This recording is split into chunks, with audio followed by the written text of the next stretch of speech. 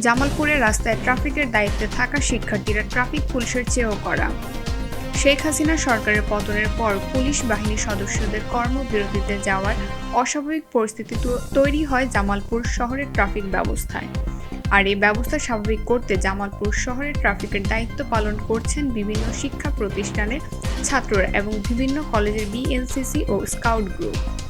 শনিবার 10 আগস্ট সকাল থেকে জেলার শহরের গেট পার্ক থেকে বকুলতলা পর্যন্ত ও শহরের 5 রাস্তা এলাকায় যানজট নিয়ন্ত্রণে আনসার সদস্যের পাশাপাশি জামালপুর সরকারি আরশেদ মাহমুদ কলেজে বিএনসিসি সদস্য ও স্কাউট সদস্যের কাজ করতে দেখা গেছে। এছাড়াও তাদের সাথে কাজ করছেন বিভিন্ন সরকারি ও বেসরকারি স্কুলের শিক্ষার্থীরা। ট্রাফিক পুলিশের অনুপস্থিতিতে সকাল থেকে শিক্ষার্থীরা সড়কের মোড়ে যানবাহন নিয়ন্ত্রণের কাজ করছে। কেউ সিগন্যাল অমান্য করলে বাধা দিচ্ছে তাদের।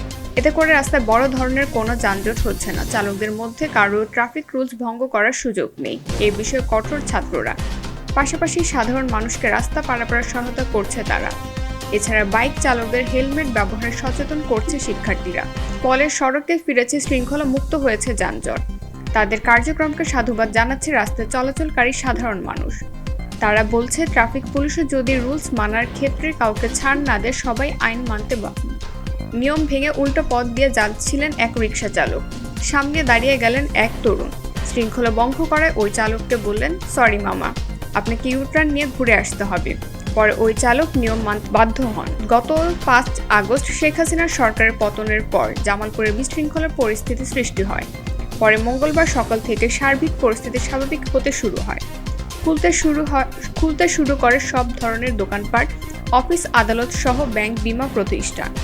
বুধবার সকাল থেকে পরিস্থিতি আরও স্বাভাবিক হলে ব্যস্ততম নগরীতে পরিণত হয় জামালপুর জেলা শহর সহ জেলার হাট বাজারগুলো। এদিকে বুধবার সকাল থেকে ছাত্র আন্দোলনের অংশ নেওয়া শিক্ষার্থীরা সরকারি আরশেদ মাহমুদ কলেজ সহ বিভিন্ন জায়গায় পরিচ্ছন্নতা অভিযান শুরু করেন। এ সময় বিভিন্ন শিক্ষা প্রতিষ্ঠানের 3 শতাধিক শিক্ষার্থী অংশ নেয়। তথ্য ও চিত্রে জামালপুর থেকে জাকিরুল ইসলাম।